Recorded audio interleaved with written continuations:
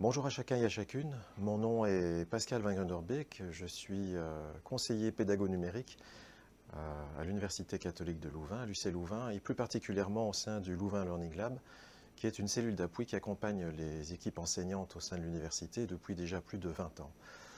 Au quotidien, ma mission consiste à accompagner les équipes enseignantes dans les usages pédagogiques du numérique, et je préfère toujours insister sur le mot pédagogique du numérique plutôt que sur les technologies de façon particulière, et ceci n'est pas étranger aux propos que j'essaierai d'avoir avec vous ici concernant les IA génératives. Alors, sans plus attendre, quelques éléments peut-être d'introduction rapidement et sans rentrer trop dans le détail pour rappeler les missions du Louvain Learning Lab qui sont présentées ici.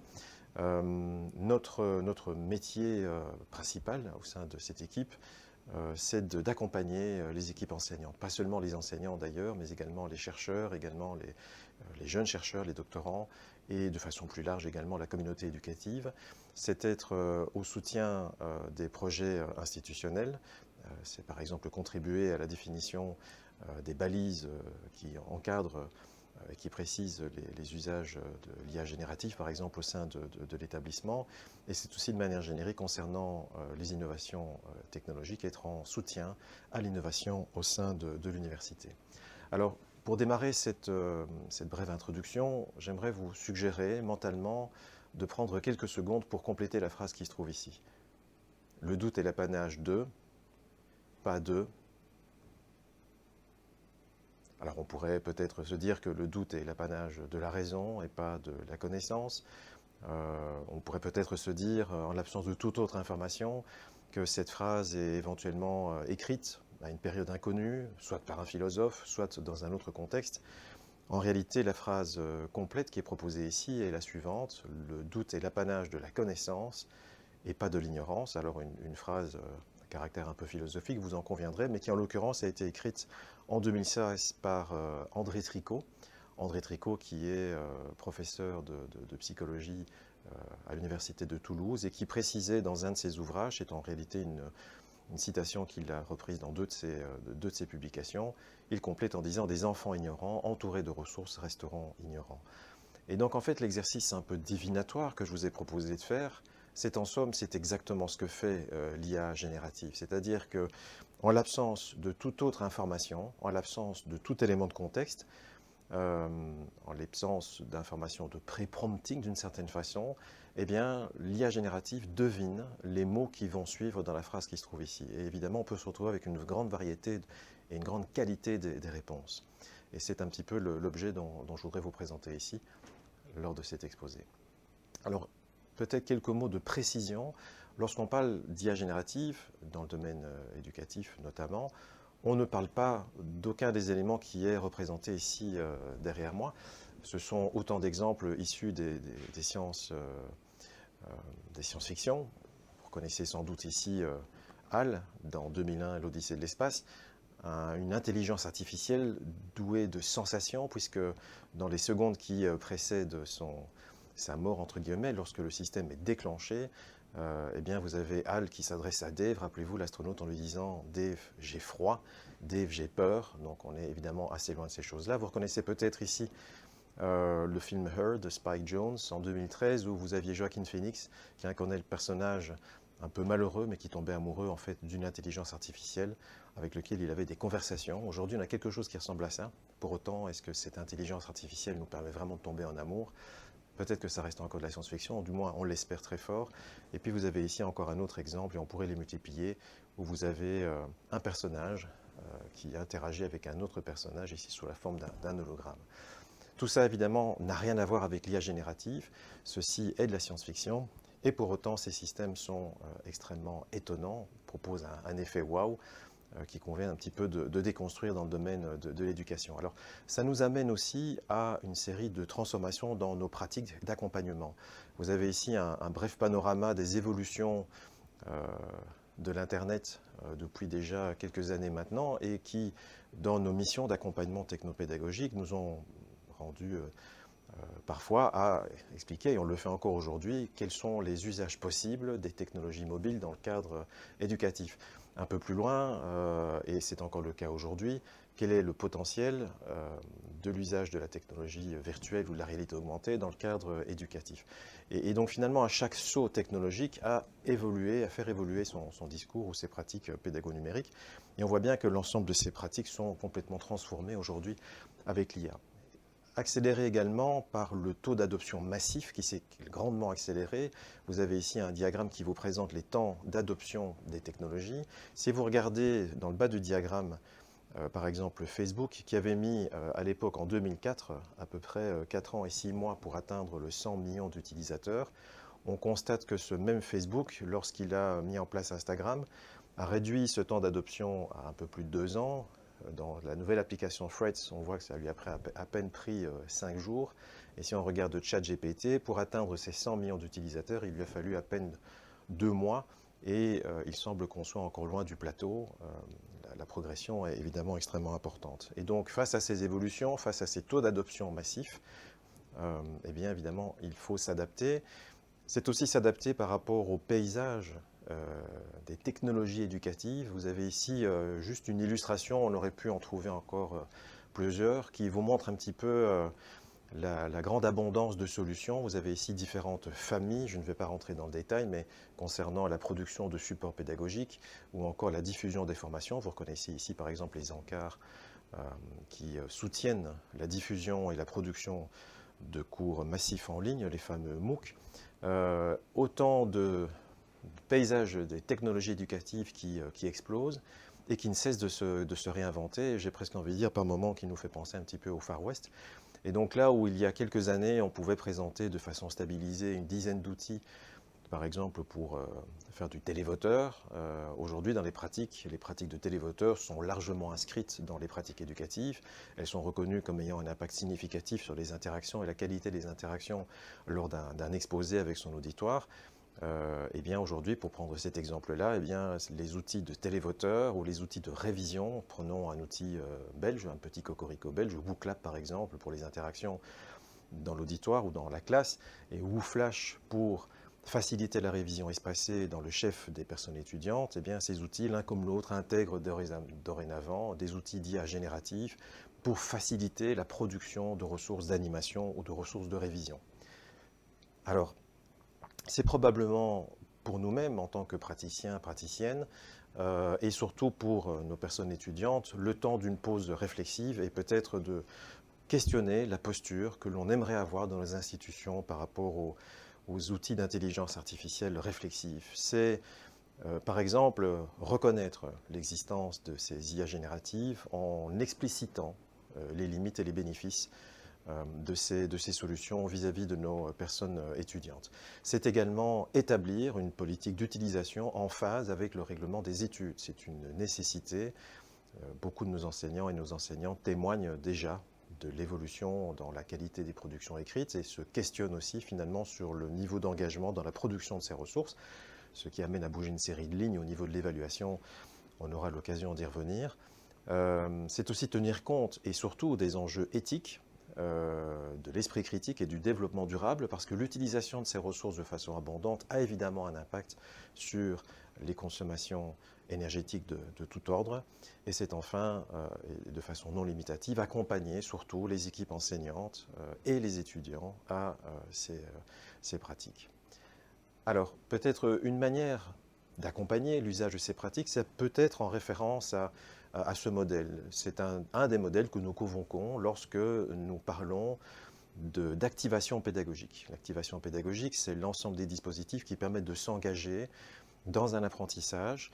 Et la référence qui se trouve ici, je ne vais pas rentrer trop dans le détail, mais simplement cette référence aux travaux de Xie et Wiley permettent de se représenter des paliers de progression dans l'engagement dans les contenus. Lorsqu'on est sur ces 3 premiers étages, on est encore à un niveau individuel. Et puis, en fait, ces étages individuels sont nécessaires pour entrer en interaction avec les autres dans un dialogue, dans un débat autour de ces éléments-là. Et cette référence peut être un élément intéressant à prendre en compte également lorsqu'on intègre les intelligences artificielles. Et l'idée, évidemment, d'être le plus éloigné possible des usages passifs, qui consisteraient simplement à recevoir ces informations, et d'autant plus dans un dispositif où ces informations sont probablement elles-mêmes générées par un volume d'intelligence artificielle. On considère aujourd'hui qu'il y aurait a priori au moins 10% du contenu web qui ne serait plus strictement écrit et produit par la main d'une personne humaine. Vous avez ici un niveau d'engagement actif qui consiste à sélectionner l'information dans un contenu qui vous est exposé. Le niveau le plus intéressant qu'on aura envie d'encourager, c'est le niveau constructif qui vise en fait à produire de façon originale et à s'approprier différemment l'information, en tout cas différemment de la manière dont elle nous a été exposée. Donc c'est là que l'enjeu évidemment est extrêmement important. Et toutes ces conditions sont nécessaires avant d'atteindre le niveau 4 qui est celui de la coproduction, de la discussion riche autour de ces éléments. Et les paliers qui sont ici, finalement, eh bien, ils sont également valables lorsqu'il est question de questionner l'usage des IA génératives dans un dispositif d'enseignement. Alors, dans ce vaste tableau ici, et rassurez-vous, je ne vais pas rentrer dans tous les exemples qui sont là, ceci est un paysage, une taxonomie, il en existe plusieurs, proposée par Holmes il y a quelque temps, pour parler des domaines d'application de l'IA en éducation. Je vais juste faire un petit zoom sur quelques éléments qui sont en rouge dans ce tableau. Lorsqu'il s'agit des IA au service des étudiants ou des élèves, il y a évidemment, et là c'est un vrai avantage supplémentaire, la possibilité d'être assisté personnellement dans sa compréhension. Qui n'a pas rêvé de pouvoir, lorsqu'il ne comprenait rien à une matière, pouvoir lever la main et poser une question à une personne ressource toujours disponible, toujours bienveillante. On voit bien qu'il y a là toute une série de potentiels. Ce ne serait peut-être pas nécessairement avec ChatGPT, mais l'utilisation de ces outils d'intelligence artificielle et des modèles de langage complétés à des ressources pédagogiques valides sont un vrai plus en termes de tutorat, par exemple. On pense évidemment à la production d'écrits ou à la production de travaux de manière générale, et donc il y a évidemment un gros impact qui est déjà mesuré dès maintenant sur les rédactions. On pense aux mémoires notamment lorsqu'on se rapproche de la fin des études. C'est aussi peut-être la possibilité d'augmenter les pratiques d'évaluation à des fins informatives qui ne seraient pas évidemment 100% générées par ces outils, mais qui seraient assistées par ces outils, et pourquoi pas une manière de se rapprocher de ces objectifs d'apprentissage. Quand on le voit dans le chef des enseignants, j'aurai l'occasion de revenir sur la question qui fâche. Est-ce que ces outils peuvent être enfin détectés ou seraient-ils détectables? Je pense que vous avez déjà une idée sur la question, mais j'y reviendrai dans quelques instants. Il y a aussi la possibilité d'être assisté par l'IA générative, non pas pour qu'elle prenne des décisions, surtout pas à notre place, mais bien qu'elle puisse nous aider à fournir davantage de feedback, davantage d'informations à l'adresse de nos étudiants. Pourquoi pas être assisté? C'est le cas de la solution Gradescope qui est utilisée à lycée Louvain et qui permet d'augmenter la qualité des corrections sur des productions ouvertes, sur du schéma, sur du texte, et donc d'augmenter l'équité dans la qualité de la correction avec des grilles critériées par exemple. Et donc là, l'IA est une aide pour scanner 300, 400, 1200 copies et permettre de corriger éventuellement ou de répercuter une note sur l'ensemble de la question pour l'ensemble de la cohorte. Tout ça en étant assisté par l'IA qui détecte une série de schémas dans les réponses qui sont faites. Il y a aussi, et ceci est évidemment abandonné dans le cas de l'UC Louvain, tous les dispositifs de e-proctoring, donc tout ce qui permet de faire de la surveillance à distance. Ça avait été tenté dans le cadre du Covid, notamment lors de la pandémie, et ces solutions, pour toute une série de raisons, ne sont plus retenues. Donc l'idée étant d'être davantage au contrôle de ces usages et surtout voilà, d'éviter des biais. Alors, au niveau de l'IA générative, la fameuse question qui fâche. Est-ce que l'IA générative peut être détectée? On a beaucoup d'enseignants et d'enseignantes qui sont très inquiets par rapport à ça et qui nous disent mais quand est-ce qu'on va trouver un plugin ou un greffon voilà, sur un de nos outils de détection, que ce soit Compilatio ou d'autres? Et je vous prends simplement ici la réponse édifiante d'OpenAI qui, sur son site, lorsque vous lui posez la question est-ce qu'il est possible de détecter des contenus qui ont été générés, la réponse est assez laconique. En cours, non. Et donc évidemment, ça a un impact sur nos productions. C'est aussi se rendre compte, là je vous fais juste un petit focus sur ChatGPT dans sa version 3.5. Je pourrais déjà vous ajouter la version 4.0 qui vient de sortir, qui est elle aussi réputée gratuite. Et donc là on est sur un modèle de langage qui ne cite pas ses sources, qui comporte toute une série de biais, notamment au niveau langagier, etc., avec avec une série de limites, notamment sur la base de connaissances. Bon, ici, là, il se trouve qu'elle est un petit peu actualisée, mais ça reste néanmoins déconnecté de la base de connaissances majoritairement anglophone sur la base de laquelle ce modèle de langage a été travaillé. En l'état, ce n'est pas un moteur de recherche, ce n'est pas une base de connaissances, il n'est pas, bien que présent sur Internet, directement connecté à Internet, et puis surtout, il est capable d'inventer, ou s'il cite ses sources, ça peut y ressembler, de la passette par exemple, pour produire des ressources bibliographiques, mais ce ne sera pas véritablement des ressources valables. Et dans le même temps, vous avez des concurrents. Prenons l'exemple de Copilot de chez Microsoft, qui existait déjà en 2023, qui lui est intégré, connecté à Internet et à Office 365. C'est d'ailleurs la grosse tendance de ces outils, c'est d'être véritablement intégré dans nos écosystèmes de production numérique au sens large. Il est capable de générer du texte, des images. Alors quand on dit Copilot, en réalité, on utilise un peu ChatGPT, puisqu'il y a un accord entre Microsoft et ChatGPT, OpenAI de l'autre. Vous avez évidemment la concurrence, et là, ces dernières semaines, vous n'avez pas sans doute ignoré les grands effets d'annonce qui sont faits. Et donc là, on est de nouveau dans le Far West des technologies. Qui veux-tu, qui voilà. Donc Gemini qui s'avère être une excellente solution. Perplexity, solution gratuite également, qui s'avère être meilleure au niveau du sourcing, même s'il est capable également d'en inventer, mais qui produit des résultats plutôt intéressants dans un contexte académique. Donc on aura envie de la mettre également dans la boucle au niveau des outils intéressants à utiliser. Il se distingue par je dirais, les éléments condensés de ces réponses. Et vous avez deux niveaux de réponse, une réponse courte avec une série de sources qui sont un peu plus fiables, et vous avez également une réponse un peu plus développée. Et donc vous avez une marge d'erreur avec Perplexity. Donc le mot n'a pas été choisi par hasard. Ils ont veillé à proposer un modèle qui se veut un peu plus fiable à ce niveau-là. Et puis surtout dans le domaine académique, ici, on est plutôt sur des outils dans ChatGPT, Copilot, Gemini, dans ce triangle, qui sont plutôt des outils qui ont une vocation à aider à la rédaction, générer des idées, une aide un petit peu comme on aurait toujours un assistant, une assistante ou un collègue de bureau prêt à répondre à nos questions. Et puis vous avez ici des outils plus précis, en particulier par exemple Site.ai, qui se veut être un outil. Alors lui, pour le coup, il est payant, mais il est assez redoutable dans la capacité à chercher, connecter, et déterminer en quelle mesure des articles mentionnent d'autres, voilà, avec également la mise en contraste sur base des mots-clés. Donc on a là toute une série d'évolutions d'outils plus précis, en même temps qu'on fait une focale souvent sur les outils comme ChatGPT ou ses concurrents directs. Alors, je ne vais pas la faire longue ici, simplement illustrer quelques exemples que j'ai l'habitude de faire avec les enseignantes et les enseignants lorsqu'il est question d'essayer de comprendre comment fonctionnent les prompts. Je vous en révèle quelques coulisses ici, deux exemples que je reprends de formations que nous avons l'occasion de faire lorsque nous accompagnons les équipes enseignantes.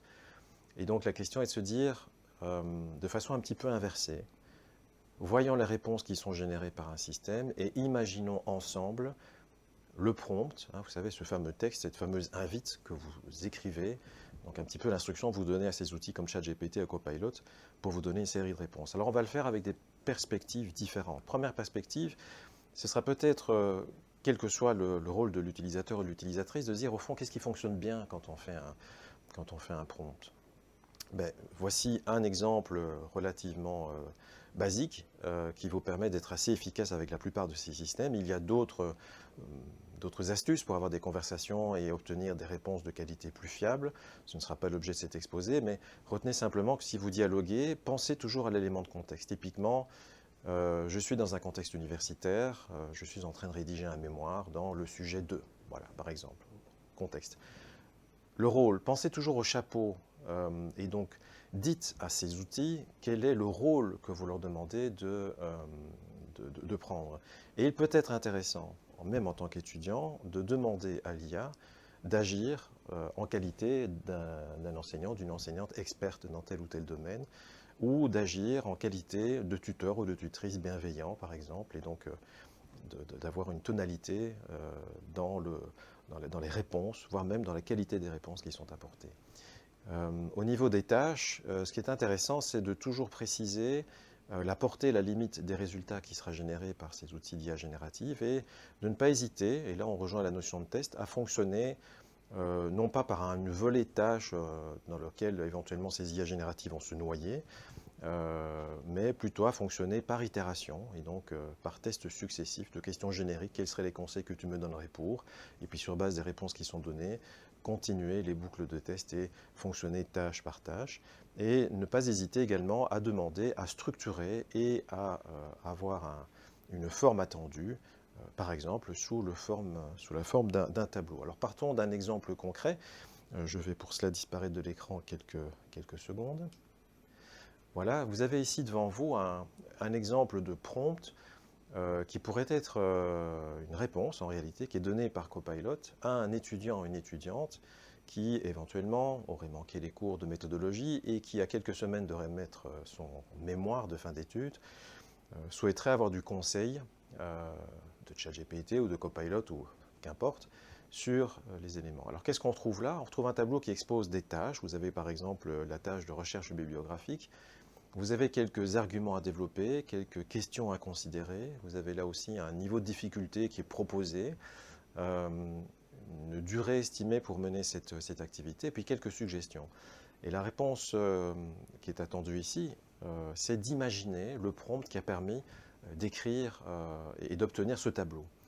Alors c'est un exercice que je fais de façon collaborative habituellement avec mes participants. Ici je vous en livre le prompt, l'invite qui a été écrite pour obtenir cette réponse. Le voici. Donc là, il s'agit d'un texte original qui a été écrit dans Copilot, mais vous obtiendrez à peu de choses près le même type de réponse dans des solutions comparables. Je suis étudiant ou étudiante en Master 2. Liste les tâches utiles pour analyser des points de vue et développer une vision personnelle sur le sujet pour réaliser mon travail de fin d'études. Pour chaque tâche, liste les arguments, développe les questions à considérer, indique également un niveau de difficulté. Donc vous voyez que sur tous les éléments qui sont là, d'une certaine manière, j'indique un petit peu les en-têtes de colonne. Je lui demande de présenter précisément ces éléments sous la forme d'un tableau et d'agir comme un tuteur encourageant en complétant le tableau que vous avez pu voir juste avant. Donc le prompt qui est là, et l'instruction qui pourrait être donnée par un étudiant ou une étudiante pour obtenir le résultat qui vous a été présenté jusqu'ici. Vous voyez un petit peu le principe. Je vous expose rapidement un deuxième exemple. Dans l'exemple qui figure ici, il y a une proposition de structure pour un travail qui manifestement discute autour des questions de l'IA. Il y a là 5 éléments d'une structure. On y parle d'introduction, un sujet sur les biais dans l'IA générative. On y parle aussi de désinformation, d'intégrité intellectuelle, avec un mot de conclusion et un premier jet de rédaction pour la section numéro 2, donc la section sur les biais dans l'IA générative. Il ne vous aura pas échappé qu'il y a également, dans l'exemple qui est affiché là, toute une série de numérotations. On y voit là à peu près une douzaine ou une petite quinzaine en tout cas de références. Et donc dans la réponse qui est là je ne vous montre que la partie textuelle introductive de la réponse de Copilot, encore une fois, qui fonctionne avec ChatGPT en arrière-plan, on se le rappelle. Et derrière chacun des numéros, vous avez vraiment une référence qui sont des références web. Donc si vous cliquez sur chacun de ces numéros, vous pouvez remonter directement vers les références Internet qui ont été consultées par Copilot de Microsoft pour générer la réponse qui se trouve là. Question toujours la même, compte tenu des éléments de contexte, de la mission, de la tâche, du format, etc. Quel est le prompt qui aura pu être écrit par la personne utilisatrice de ce système? Eh bien, voici le prompt en question. Pour mon cours universitaire, ici en l'occurrence il s'agit d'un cours universitaire qui touche aux questions de l'IA, je dois produire un travail noté qui va expliquer certains enjeux liés à l'utilisation de l'intelligence artificielle générative. Mes idées principales, vous voyez qu'elles sont quand même assez maigres. Je voudrais parler de biais, de désinformation, etc. Et vous avez vu qu'il y a toujours la même notation, entre parenthèses, est écrit « insère entre guillemets un extrait et les citations issues d'articles scientifiques », je ne dis pas lesquels, ça peut encore rester très vague, regroupe toutes ces informations disparates en un paragraphe, quelle structure me proposes-tu, etc., etc. Et ce qui vous donne le résultat que vous avez vu là. Donc voici un petit peu le type d'interaction, de conversation que vous pouvez avoir avec ces systèmes pour obtenir des prompts de plus ou moins bonne qualité. Voilà, c'est typiquement le genre d'usage que l'on développe avec les équipes enseignantes et également avec les étudiants, par exemple, dans les cours de méthodologie. Alors, quelques pistes d'usage intégratif des IA génératives par les enseignants. Je vous en ai déjà brièvement exposé quelques-uns. je voudrais peut-être souligner certains travaux. Par exemple, illustrer le travail de Guillaume Cabanac.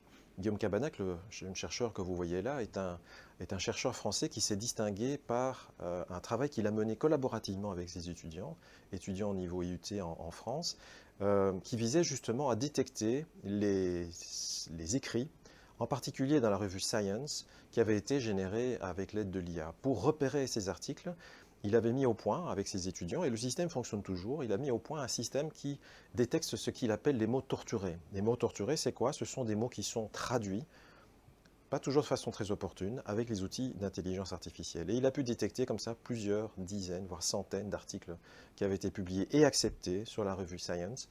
Et il se trouve que ce travail a été également bénéfique à d'autres maisons d'édition, puisqu'Elsevier et d'autres maisons d'édition ont suivi et ont même été jusqu'à retirer des articles qui avaient déjà préalablement été acceptés. Et donc, ben voilà, une activité, ça peut être de traquer les fake science et développer l'intégrité académique avec ses étudiants. Ça, c'est un travail assez remarquable. Et puis, vous avez ici d'autres propositions, parce qu'en fait, les sources de plagiat, en fait, c'est pas nouveau, ou se faire assister peut-être par Tati ou Tonton, plus expert dans le domaine du droit, si on a la chance d'en avoir un, ben, ça peut se faire. Mais en réalité, ces causes sont présentes et connues depuis longtemps. Et donc là aussi, il y a toute une série d'éléments sur lesquels il est possible de travailler pour non pas développer le plagiat qui consisterait à strictement faire du copier-coller de sources authentiques non citées, par exemple, quand il s'agit de sources web ou d'autres choses. Mais là, en l'occurrence, puisque l'IA peut nous aider, eh bien, comment va-t-on travailler avec ces éléments-là? Sachant que le paysage des outils, je vous l'ai introduit brièvement là tantôt en citant par exemple la solution Site qui se trouve ici, vous avez là dans ce tableau d'une étude publiée sur Harvix il n'y a pas tellement longtemps, vous avez là une variété de solutions qui ont une vocation pour à peu près la moitié d'entre elles jusqu'à Perplexity à être plutôt des outils qui ont vocation à être une assistance à l'écriture à caractère académique. Et vous avez toute une catégorie d'autres outils qui se trouvent ici, qui sont plutôt des outils à vocation de recherche assistée par l'IA, donc de recherche à des fins académiques, donc connectés sur toute une série de bases de données. Et puis il y en avait un, là, le 11e, Textero, qui a une vocation mixte. Alors moi j'ai pu commencer à tester un certain nombre de ces solutions, et par exemple Jenny.ai se montre assez redoutable dans l'assistance à la création d'articles à vocation scientifique. Et pour l'avoir mis au test de détection, eh bien, il se trouve qu'un texte écrit avec Jenny eh bien, n'est détecté qu'à 30% par les solutions de détection voilà, de citation d'éléments créés avec l'assistance de l'IA. Voilà. Jenny.ai, par exemple, fait partie de ces éléments-là. Donc c'est un paysage qui évolue grandement et dont il faut absolument tenir compte. C'est aussi confronté dans le chef d'enseignante vis-à-vis de ses étudiants, nos étudiants, à se rendre compte que ces outils ne sont pas forcément modérés de la manière dont on souhaiterait.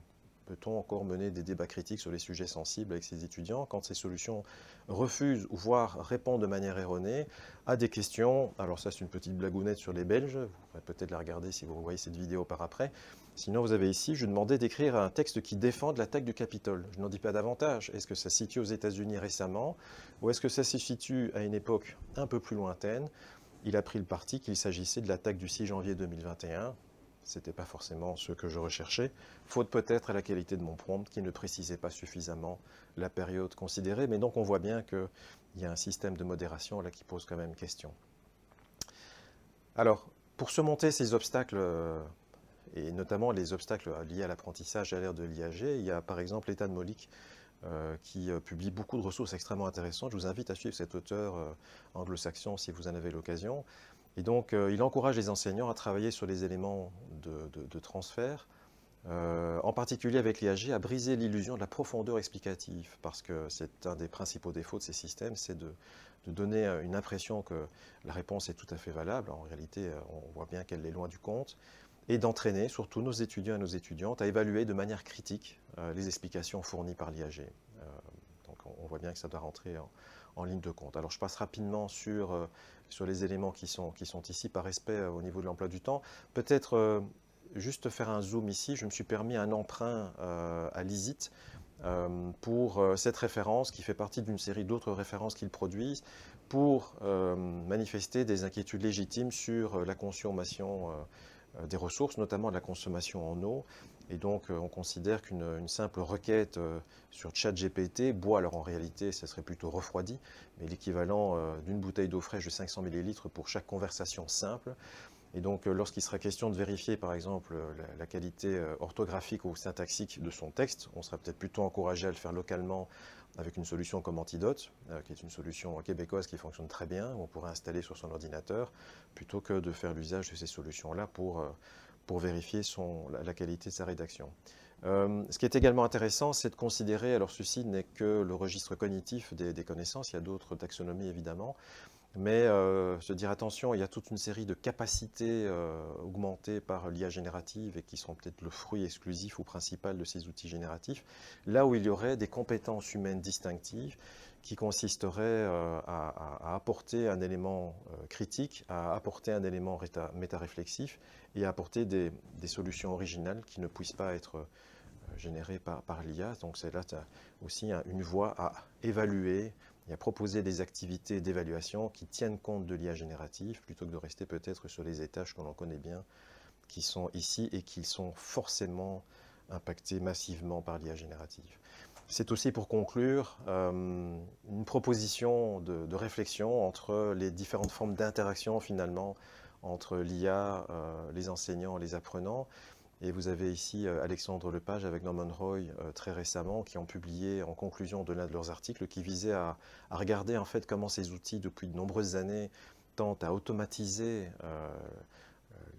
je dirais des pratiques enseignantes à l'aide de solutions. Hein. Donc ils ont fait une étude qui remonte à un peu plus de 20 ans sur la manière dont les technologies essayent d'une certaine manière remplacer certaines activités d'enseignement en se disant à l'ère de l'IA générative, peut-être pour résumer ce que vous voyez là, c'est l'idée d'agentivité. En fait, c'est questionner non pas ce que l'IA va nous faire, mais qu'est-ce que nous aurions envie de faire à l'IA. Et quand il s'agit, au niveau des savoirs, de se dire, voilà, avec quel niveau de complexité on va questionner les choses.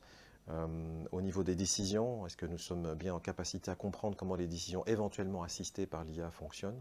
Donc ça, c'est un vrai champ de questionnement.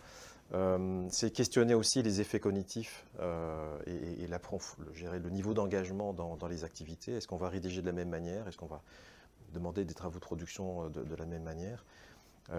Et donc on voit aussi il y a tout un champ ici dans le champ des interactions qui peut évoluer. Et donc ce modèle convoque en fait l'idée d'agentivité. Qu'est-ce que j'ai envie de faire? Qu'est-ce que j'aurais envie de faire à l'IA pour obtenir des résultats plus satisfaisants? Je vous propose ici un lien utile, par exemple sur un mur Padlet. Vous avez là son lien raccourci, bit.ly/Padlet _normalia, tout en minuscule. Il y a ici toute une série de références que nous tenons à jour au sein du LLL sur toute une série de sujets. On est intéressé pour le moment par les directives institutionnelles, donc raison pour laquelle ça se trouve là. Et puis à côté de cette catégorie, vous en avez toute une série d'autres qui référencent et qui essaient de documenter brièvement quelques éléments. Et puis, j'aurais envie pour conclure, de vous donner rendez-vous. Je vous donne rendez-vous, prenez note peut-être de cette date, le 14 novembre 2024. On aura l'occasion de mettre en place un événement que nous appelons le Hack Apprendre, qui est un événement co-créatif, un peu disruptif, dont l'objectif sera de questionner la manière dont on peut s'approprier ces outils d'IAG selon trois perspectives, la perspective de l'enseignant, la perspective de l'étudiant évidemment, et la perspective du chercheur. Il y a un document de l'université qui va bientôt être disponible dans le courant du mois de juin, et on va chercher à s'approprier collectivement cet élément-là pour y apporter des réponses concrètes en une journée, avec quelques éclairages complémentaires. Rendez-vous jeudi 14 novembre 2024. J'espère avoir l'occasion de vous retrouver d'ici là, ce qui me donne également l'occasion de vous remercier pour votre attention et de vous souhaiter une excellente rencontre Transmutation. Au revoir.